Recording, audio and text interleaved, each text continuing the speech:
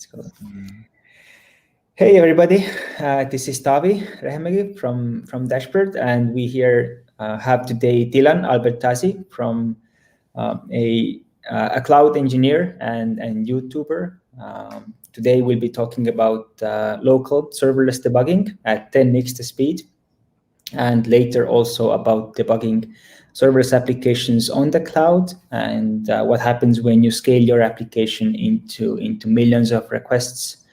And yeah, kind of what to expect when you're going serverless, how does it look like, how it is to build applications on it and locally work with serverless. So at first, it will be Dylan speaking about local debugging. You can always ask questions in the chat, and we will be answering those questions after Dylan's presentation and then at the end of the presentation as well. And that's it. Over to you, Dylan. Great. Thanks, Tavi. I saw there was a comment in the post about some echo. I think that could have been my external mic.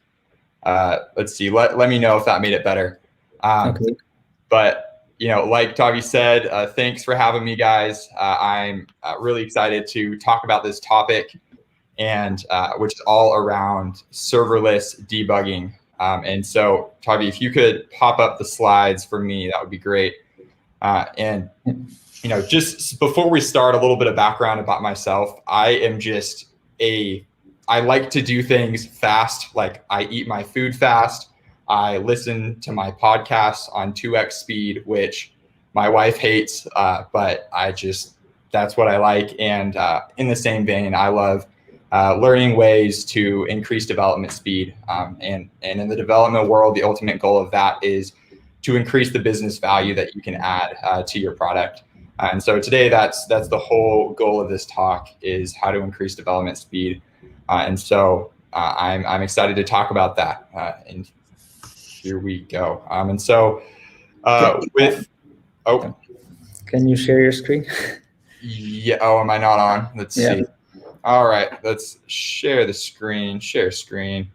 Sound should be okay now. Sounds great. Okay. Share screen. Are we shared? Yep. Awesome. Go ahead. I'm going to remove myself now. Great. Okay. So let's dive into a little bit about serverless development speed. And so, the thing that deters a lot of people from serverless is the development of it. You can compare it to a monolithic architecture, which, once you get it into production, is going to be, hard to scale, hard to deploy, hard to maintain. But the kind of nice thing about it is it's not too bad to develop with. But kind of on the flip side with microservice and a serverless architecture, you're really reaping the benefit of the cloud. But the issue is, because all of your resources, your database, your S3 bucket, your Lambda functions are separated, that's not the easiest thing to develop locally right on your computer. And so that can be slower. That can slow down things, because you really have two choices. You can either upload to the cloud when you want to make a change and then test it, see if it worked, or you can try to develop locally, but there is going to be a little extra setup involved. And so, you really don't want to be deploying to the cloud every time you make a change, because you're going to have to wait, 10 seconds to 2 minutes to maybe even 5 minutes for that to get uploaded. And so every time you got to think, if you're making those changes multiple times, that's not going to be a good result. You're going to waste a lot of time there. And so today we are going to be really honing in on what local development looks like, what that setup looks like, and how to do that. Right here is, you've decided, okay, I want to use serverless, but now I want to build out a project. Your next step is to decide which framework you want to use. And for me, this is not by any means an exhaustive list. This is more of what I think about in my head as I go to build a serverless application. I'm going to think of the project in terms of experiment all the way up to production. If I just want to build a quick Lambda function, test it out, I'm going to use SAM. If I'm wanting to build a mock-up website, get a front end connected to a back end, maybe some Cognito. Amplify is a great choice for that. And then up to the production level on serverless serverless is great because it's cloud agnostic. It is going to scale very well and is what our company uses in production and what many others use. And if people have more questions about how to choose these afterwards, I'd love to go over those. Great. And once again, I can't actually see the comments directly how I'm sharing my screen, but Tavi, if you see there's questions that come up, just feel free to stop me. Yep. We can talk about them. Absolutely. Nothing yet. Great. And so with that, so you've chosen your framework. For us today, we're going to be working with serverless just because I think that makes the most sense. To look at what debugging a production workload would look like. And so you chose, we're going to use serverless. Now we're going to talk about a couple of best practices before we get into a demo of what this looks like. So when you're building out a function, really one of the things you want to keep in mind is prioritizing many small functions over one large function. And the reason for that being is just down the road when you go to debug this thing, if you have one large function and you see, okay, my application's broken, how do I go and fix that? You're going to pull up, you're going to go to your monitoring tool, go to CloudWatch, and you may find which function is broken, but then it's going to take you that much longer to figure out exactly where the issue is in your code versus when you have lots of small functions. It's less code to go through when that error does come, and so you can hone in on that mistake much quicker. And then the second and last best practice that we'll share, and the one that we're really hammering in on today, is iterating locally. And it's just this idea that you can get many local iterations for one iteration by pushing your changes up to the cloud.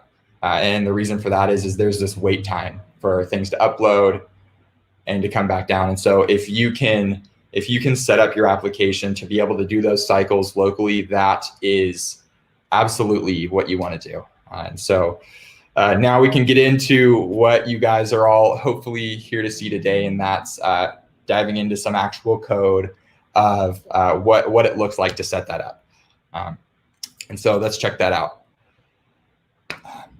Great. So this right here is a little app that I built for this presentation. It's called Can You Snack It? I don't know about you guys, but come around mid-afternoon, 3-4 o'clock, I start to get hungry, and sometimes I can get a little carried away, and I can eat such a big snack that I'm no longer hungry for dinner. And so this is just a little app to keep me in check, to make sure I'm not going to eat more than 250 calories when it comes to snack time. And so behind the scenes, this is using serverless. We'll get into it, but I'll just show you what it looks like. So let's say, I get home from work. I'm like, okay, I want a snack. How about one loaf of bread? Let's see, can I snack it? Click it. Sounds tasty, but at 2,005 calories, that's more than you said you want. How about an apple? Darn, can't eat a loaf of bread. Okay. What about a carrot? Let's try it. Solid choice. Great. Cool. So you guys get the idea. Just a very simple app, but hope to show you some techniques that, although this is a simple app, techniques that can scale up no matter the size of your project. All right. So here we have our project. This is what the back end looks like. And that demo that you just saw is connected into the cloud. This front end is running locally, but the back end is in the cloud. And I have our file here that I've injected some errors into, so we can walk through what that looks like before we deploy our changes again. Great. And so let's step through the process. You are making your serverless function. You've written out some code. Now you're ready to test. Step number one for me is to make a launch configuration inside of VS Code. And this is going to allow me to use the VS Code debugger to debug this function. This right here is what the configuration looks like. What we're doing is we're going to launch a node program that is located in this file. And so if you want to copy this code, you can. But basically what you're going to do is just make sure this workspace folder is correct. And I'm assuming that you're using Node for your runtime for the Lambda function. And so you're going to go ahead, you write this out, you make sure you have the right file, and then inside of your handler at the bottom, you add these lines of code. It's basically saying, if I'm running this file directly, go ahead and run the function. And if you don't add this, when you call that launch.json, it's going to run this file, but it's not actually going to call the function. And so you need to make sure to put that in there before you start. And so we're going to go in, let's verify that that's correct. I'm going to set a breakpoint here. We're going to go to our debugger. And real quick, just to verify, can everyone read that? Can someone just verify that this is readable? And if I need to zoom in, please let me know. I think it looks good. It's good. Okay. Great. So we're going to hit debug Lambda. Boom. There we are inside of this function. So let's go. Let's let it run all the way through and see what happens. Great. Okay. We just ended. Let's go down to our debug console. We can see what happened there. Say this is a test. Good. Process exited with code 1. Body is not defined. Okay. And so this is the process. Now it starts. Now we are debugging locally. Okay, body is not defined. So it looks like we call body here. And that makes total sense because we did not define body. And so, you have to remember that as we are locally calling this, there's not an event coming in right now. Like this is empty. When you call in the cloud, there will be an event that is passed into your function. But right now, that is not the case. So we have to mock that up ourselves. And that's kind of the idea where I was talking about that there's a little bit of extra setup if you're going to debug locally is you're going to have to mock up any objects or any events that are coming into your Lambda function through the cloud normally or through another service in the cloud. You're going to have to go in and mock those up on your own. And so this is an example. Our query is going to be 1 caret. We're going to mock that up ourselves. Let's try it again and see what happens. We'll take that breakpoint off. So we'll save it, and then we will debug Lambda. Okay, we got an error. Okay, let me take that off just for a more authentic experience. I had those breakpoints set from earlier, but so you get it. You see, okay, I have an error. Request failed with 401 on Nutritionix. Okay, this is great. I have conveniently added some good console logs before this, but you may be doing this in the wild and see the errors come up. And so there may be a little bit more digging. But in this case, we know, okay, we had an error at Nutritionix, so I'm going to set a breakpoint. We're going to run it again and see what's going on. So I'm going to run it. I'm going to check out this error object. Okay. And this is a test for anyone. Does anyone see what the error is? I'll just let this sit for a second. Does anyone see what's going wrong here? I don't know, Tavi, you can let me know if anyone says something. I can't see the chat. Yeah, chat is empty now, but I think it's with a delay. I think there's a delay between the thing reaching YouTube. I think there's like 30 seconds or a minute. I can see that the request requires XApp ID and XApp key headers, which I guess are missing. Yes. That's good to know that there's a delay. But yeah, exactly right. We are currently missing our app headers, which are important. So let me add those in here.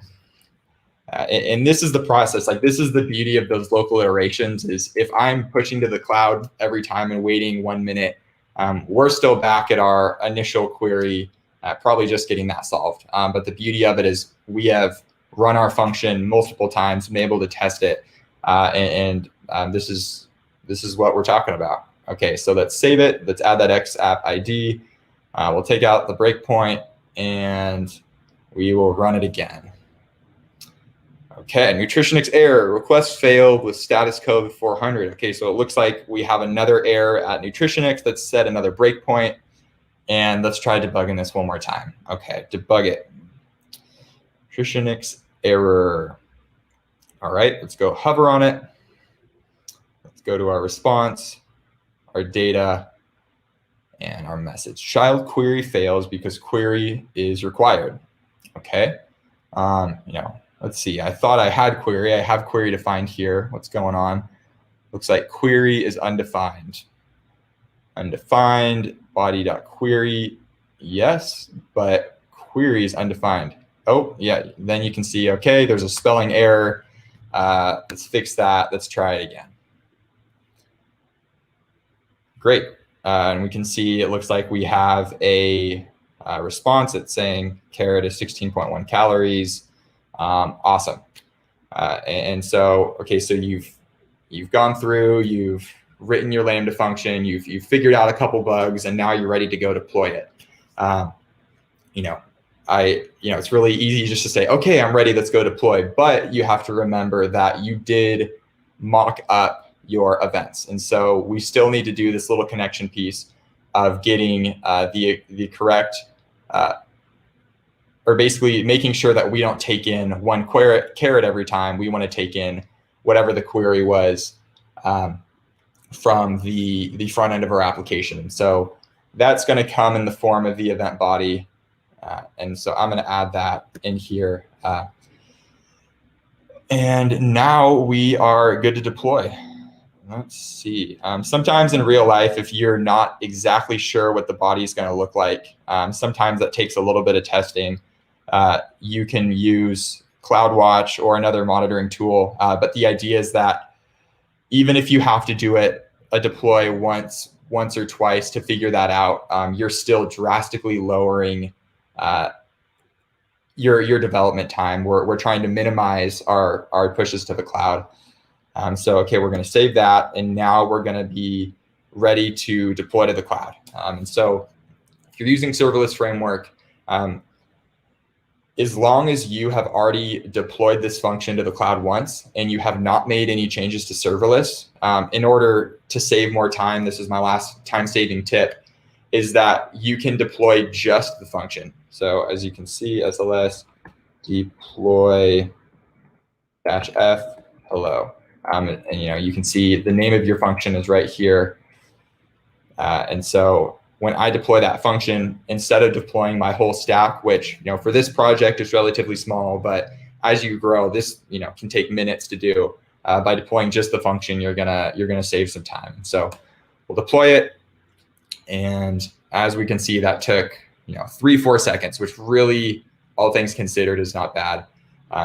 And so that's going to be deployed to the cloud. And if we did everything correctly, this will still be a working app since we just deployed those fresh changes.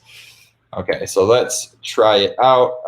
Okay, let's try 10 Ritz crackers. Ritz crackers, snack it. Solid choice, great. It looks like we are working, and that is this demo. I'm click over here. Those are some great tools. Those are some great ways to speed up your local development. But it is not a silver bullet I'm sure Tavi can attest to, and why Dashboard is around is that debugging and monitoring as serverless is still a fast-changing environment. It's a growing space, and so we have not figured everything out yet. Some things to consider as you're going through mocking resources or developing your applications if you have resources in private VPCs like databases, this would be really common. You're not going to be able to access those, even if you do give yourself the correct permissions. You're not going to be able to do that. So you're going to either be forced to, like we did in this demo, mock up some fake objects, or you're going to have to create your own local database, which is also common. Number two, mocking involves setup. This is extra work. I just copy and pasted what a mock looked like, but for something more complicated, this can take more time and it should be taken into consideration. And so the whole goal is that you're increasing development speed. And so if you have something that it's going to take you more time to mock than it would be just to get it done without mocking, consider that. Or I should say, without doing local development, consider that. And the lastly is to also consider and remember IAM permissions as you go to deploy. So for instance, I had this query of a carrot, but in other instances, you may be accessing an S3 bucket with your function, or you may be calling a database with your function that you had just been using some objects to get the logic of your function going. Once you go to deploy that into AWS, now you're going to need to start thinking about IAM permissions. And so it's a common source of headbanging if you forget that you need to worry about permissions. And so just keep that in mind. As you deploy, you're going to have to now pay more attention to your permissions. And that is all I have today. My hope was just to keep it quick, concise, and actionable. Like Tavi said before, I have a YouTube channel that's all around AWS and web development. And so if you found this useful, you'll probably like what I'm doing over there. And it's just an honor to be here. And I really appreciate you taking the time out of your day to be here and hear from me. I really appreciate it. And we'll pass it off to you, Tavi. Awesome. Actually, we do have one question as well from, or rather like a topic. Sure. Around mocking external resources and services. Sure. I remember I haven't been developing myself for the past couple of years now. Mm-hmm. But if you're developing something locally that you need DynamoDB for it, or S3 or something, do you usually mock it locally? Do you run a similar service locally like DynamoDB, or do you connect maybe to the staging or development environment in your AWS once you at the time when you're debugging the code locally, or what's sure? Recommend? Yeah, that is a great question. I think that at the end of the day, like most questions, it depends. Like I was saying in the gotchas, if your database is behind a VPC, you're not going to be able to connect it to that. However, with an S3 bucket, if you already have that bucket up, good to go, nothing's changing about it, I would say that's when you can actually connect to it. And you can still, if you're mocking locally, you can still give permissions to access that bucket. Well, I guess depending on how you have your bucket set up. And so I would say it's a hard question because it really depends on the security of your application and how you've architected, and is it going to make sense to, or is it even possible to access those resources from a local environment? And so, I guess long story short, I would, with S3 in the past, it's been set up in a way where we just will access S3 directly from the local environment. But with other resources that may have different permissions or may not be public, or that's where it becomes faster just to make a test object like that and mock it up.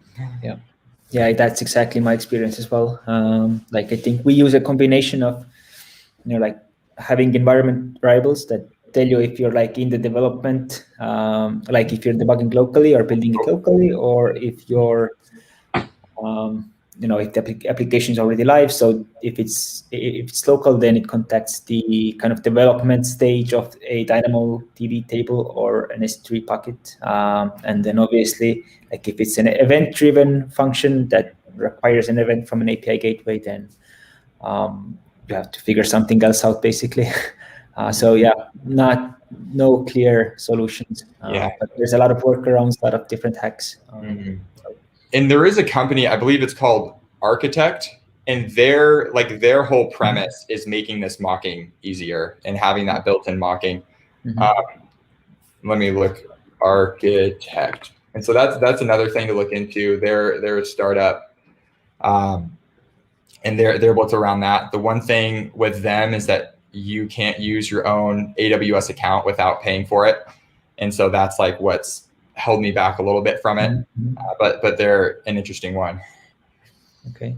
There's a question. Do you know about local stack, to provision local cloud stack? I've never used local stack. Okay, me neither. But about it. Definitely something to look into then. I've actually recently started to use the Cloud9 IDA as well for like developing in the cloud, basically. But probably not a good use case for like if you're working day to day. Awesome. Thank you so much. And yeah, go visit Dylan on YouTube. Definitely some great content there. So yeah, I think next up is my part. Dylan, maybe you can stick around, obviously at the end, and if there's more questions, and we can discuss. Yeah. But thank you. Awesome. I hope you guys can see my screen. So, hi, my name is Tavi. I'm the CEO and co-founder of Dashboard. I've been a developer for over 14 years. I've been serverless since 2016. Before starting Dashboard, I was a cloud engineer at an early stage startup. We were building crowdsourced mobile apps testing software for large enterprises, and everything was serverless there. So that's how I kind of got my feet wet. And we were quite early in terms of adopting serverless, which meant that actually a lot of the growing pains, the challenges around kind of monitoring, observability, alert automation were really hard to overcome for us. And we started Dashboard. This was 3 years ago. Right now we're the leading serverless monitoring platform. We work with thousands of users daily to monitor serverless applications. We have over 5,000 AWS accounts connected and ingesting monitoring data.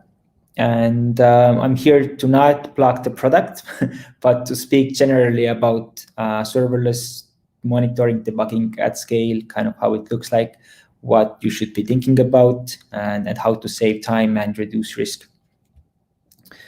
So why is observability and monitoring and debugging, all of those things, so hard in the cloud? The number one reason we see is that compared to containerized server-centric workloads, we have a exponentially larger amounts of cloud resources to actually deal with.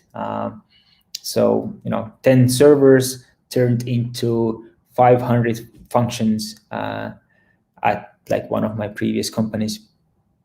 All of those resources or functions had logs, had metrics, had traces, had a lot of distributed data, sitting in CloudWatch logs, in metrics, in X-Ray. They had different configurations. They were interacting with each other. And this became really difficult to understand how the application was used, if there's any problems, just kind of debugging if there's even a performance impact, or if something is slow or not working as intended. And also, we ended up getting a lot of requests or notifications from the user saying that something isn't working without being able to actually catch that failure ourselves. And kind of things were getting a bit difficult for us at this kind of scale. Obviously, we also searched the market and kind of did our best with AWS to try to overcome this. but we still had kind of growing pains, I would say. And ever since then we've seen this kind of a challenge thousands of times over, and kind of this is something that you might expect if you have a serverless application. You can see so many resources. Each of those resources have a lot of data that they are producing, so that's a lot of things to keep on top of, to understand, and to kind of be able to effectively navigate this is hard. So the kind of challenge can be divided into three categories, or three distinct kind of challenges, which we will go over, and kind of also talk about how the ideal version is of how you should be solving that problem. What are the ways of approaching observability, for instance. So as I said, the monitoring data grows exponentially. It's locked away in silos, and there's a lot of noise, and signals are hidden in that noise. And also a lot of that kind of structured or unstructured monitoring data can be hard to translate into meaningful data, like what's the cost, what's the changes in the latency, what are the business events, like how many kind of signups do you have maybe, or how many payments are going through the systems, those kinds of things. So to solve this, let's take a step back. What does observability mean? The Wikipedia definition is that it's a measure of how well internal states of a system can be inferred from knowledge of its external outputs. So if we translate to, like, in the context of serverless monitoring, the idea is,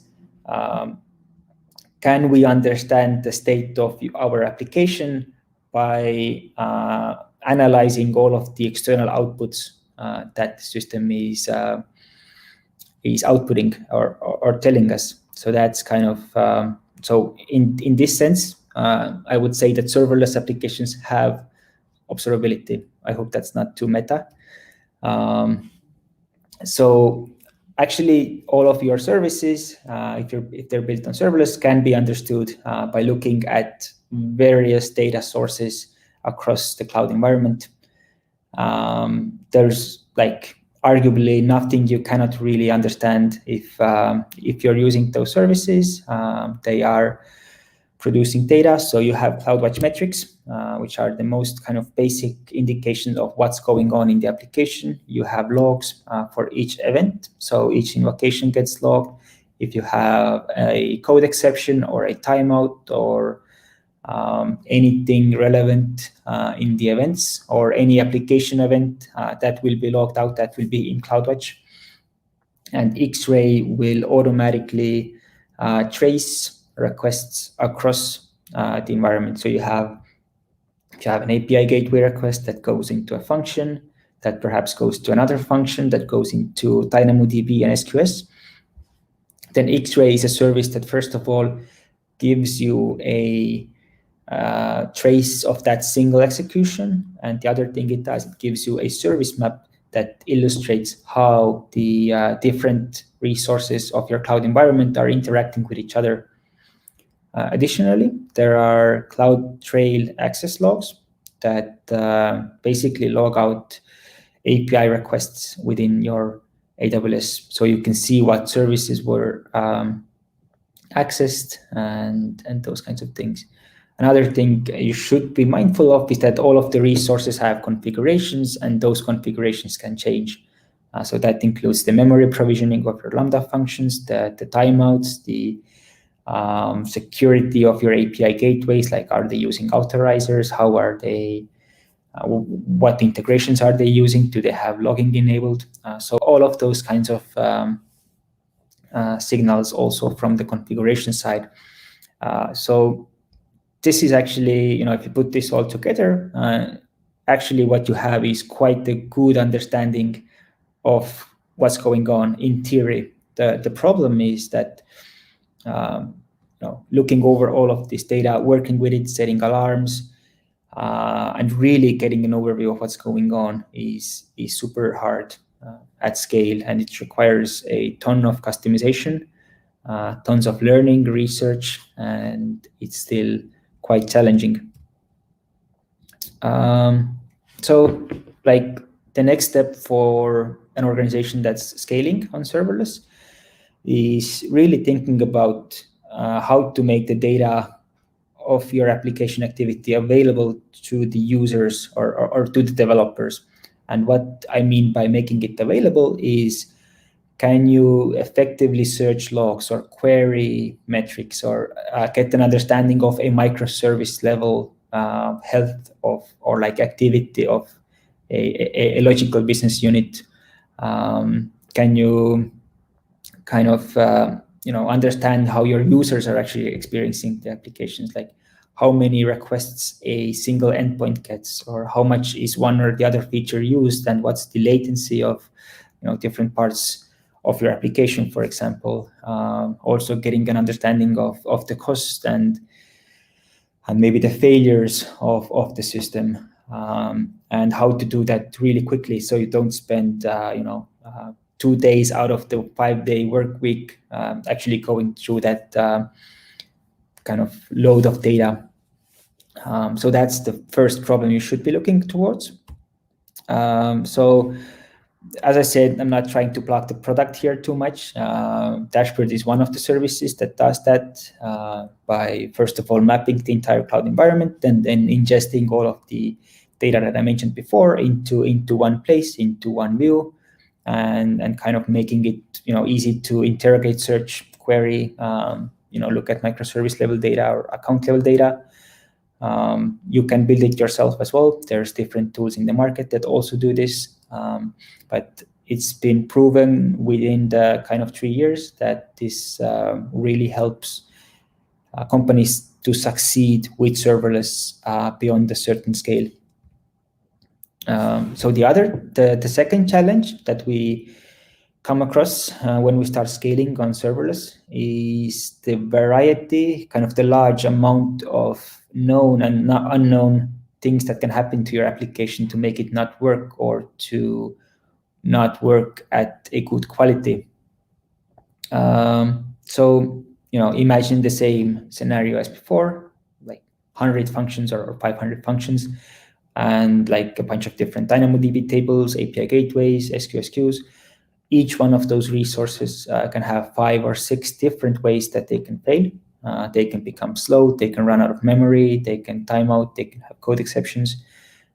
Queues can back up and have a huge delay. So what happens as kind of an organization scales is that all of those scenarios need to be somehow monitored. So when anything happens, you would get an alert or you would know about it, and your users wouldn't be the ones telling you that, hey, this is actually broken.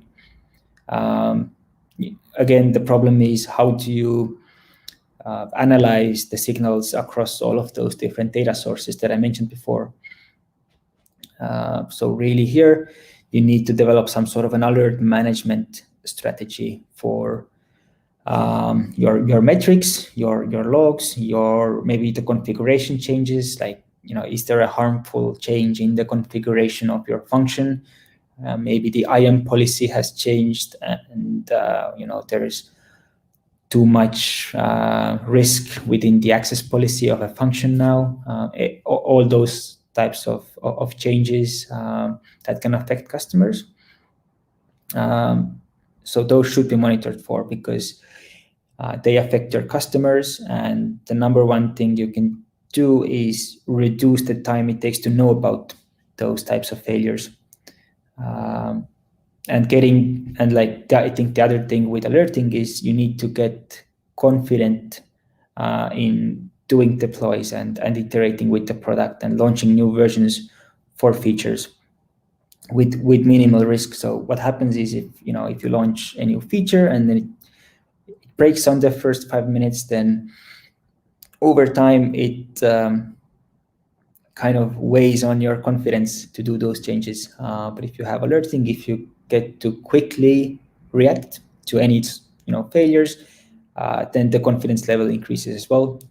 There's obviously like different types of deployment where you can only release some feature for like 10% of your user base at first, and then go from there.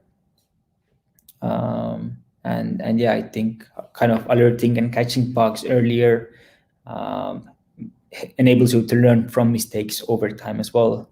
One of the insights from doing dashboard is that a lot of the users actually aren't aware of the amount of different failures they have on their system, because at times those are really hard to notice, might even go unnoticed for years actually, is what we've seen.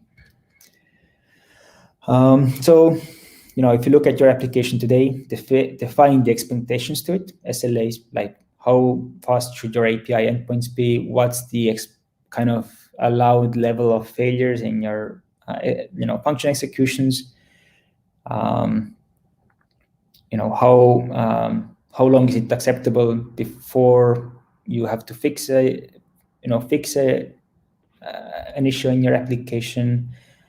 And kind of go from there. If you think about what are the expectations and what you need to achieve, and also you have the ability to actually enforce those alarms, then I think you're all set to scale. So what we do at Dashboard is we analyze a lot of those, a lot of that data on the fly. We analyze the logs, the metrics, and configuration data continuously. So if you have any sort of crash, timeout, or like basically anything across any of the metrics, not just functions, but like databases, queues, Kinesis streams, or in your Lambda logs, then those would be caught immediately. Same with metric as well. And we have over 80 pre-built checks across different parts of your application. And I think one of the things recently with alerting that's gaining a lot of momentum is to do it programmatically. So there's ways you can configure alarms in your CloudFormation. And I think automation and like using APIs, doing that is a good practice to have because it scales, and it's enforced across one microservice. But if you have it as a policy or as a best practice in your organization, then actually all of the teams that are building different microservices will kind of be on top of having a mature alert coverage for your infrastructure. So that brings us to the third challenge. So, you are now observable, or you have observability. You have the ability to understand your application, what is the activity there. You can quickly debug, troubleshoot. You will instantly know if something goes wrong. So it comes to the last, but not the least important thing. And I would say that's kind of managing security, cost, performance, and kind of overall best practices and compliance. So, going back to that kind of proliferation of stacks, hundreds of resources, the risk here is, what if you have like an outdated Lambda function somewhere that has a lot of permissions to make queries or use your AWS APIs, and can access whatever your databases or something, and the attacker somehow gains access to it. Maybe it has outdated packages or any of those things, or like the other scenarios. What if something goes haywire and starts costing you a lot of money, like your DynamoDB scales up because a rogue function is just hitting it all of the time because it's getting attacked or something. So all of those kinds of different risk management, reliability management, and cost management aspects can become challenging at scale. And depending on the sector and the product, you need to de-risk your environment and kind of continuously audit it for risk. The best place to start here, in my opinion, other than common sense, is the AWS well-architected framework. So this provides you with the the 5 pillars. It's a 70-page white paper, and it has lenses as well. So it has a machine learning lens, it has a serverless lens, I think it has an IoT lens, and they're coming up with more lenses, I think, pretty soon. So you should, it's a good resource to go over, to understand, to internalize, and kind of to evaluate your system. Also, like, I think the reality with serverless is that you have so much kind of data to work through that having something on paper or having the knowledge can become difficult. So I think automation here is definitely really important. There's also, other than the well-architected framework, there's tons of knowledge in the community. There's different Slack groups and Discord groups, like Serverless Discord group, I think, is pretty active. So yeah, there's a lot of knowledge out there, but it's hard to apply that to real-world environments. I think the other thing that's quite hard within organizations is that even if a couple of people know, if you know, it doesn't mean that 10 or 20 other people in your team actually know about the best practices and kind of the security aspects of different services. So I think it's also hard to transfer the knowledge across the team and to continuously kind of enforce those best practices. So yeah, as I said, well-architected framework, there's a well-architected labs now. You can go into the labs and you can do kind of tutorials and walkthroughs by yourself. And those give you a kind of first-hand experience of securing your applications, of evaluating your applications for risk. So go check that out. It's a completely free resource. In serverless specifically, what we've seen, there's a lot of different common violations. I think one of the most common ones is abandoning resources, and those resources can basically be an attack opportunity, an attack surface. So don't forget old functions. If you have functions that are a couple of years old, you might want to look at the packages. You might want to update everything about them, just kind of, quick glance. There is a lot of waste in serverless still, I think, in, depending on the environment, but, database provisioning, Lambda function, memory provisioning, don't wait in code, those kinds of things. Back up your databases. It's been really easy now, I think, for the past year. If you're running something that shouldn't fail, or if it fails, you can kind of go back and look at what happened. I would recommend logging and detailed monitoring for API gateways, maybe just the failures part, because otherwise it can be too expensive in your CloudWatch. And I think the fifth kind of most common thing is people not tagging their resources, not having clear naming conventions, and that kind of leading to confusions as well. So again, a quick product plug. So we have over 100 checks that we continuously run against your resources to basically identify all of those things that I just mentioned. We're adding more every day. Community support here is really welcome. So if you have any ideas on what we should build in here, don't hesitate to let us know. But okay, let's do a quick recap, and then that will be the end of my presentation. So 3 kind of pillars to at-scale monitoring approach for serverless. Observability, get all of the data into one place. Understand the users, reduce overhead for development teams. Detect your failures early on. Don't let your users notify you that your app isn't working. And define the custom conditions to your business or your application, and configure them as well. So if nothing shows up, then it means everything is okay. And manage the posture and security. This is a bit of a more complex one, and it's a more abstract proposition as well. But definitely at as soon as possible. If you're scaling, you should be thinking about security, reliability, cost. And I think there's a lot of good ways to do that. Thank you.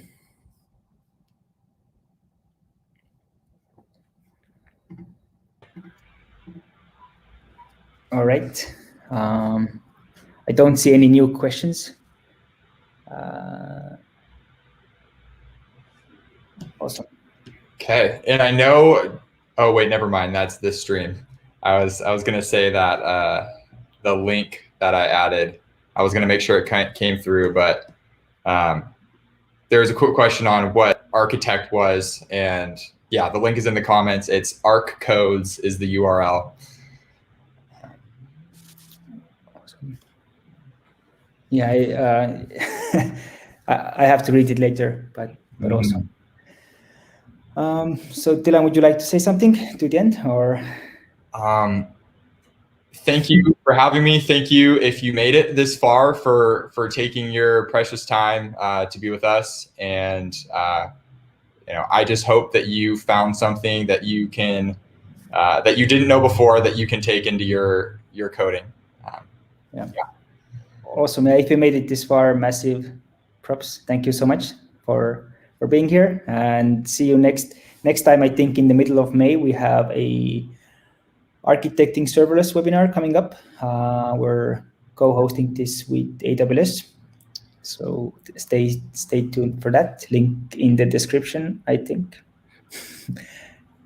Awesome. Thank you, guys. See ya. Yeah.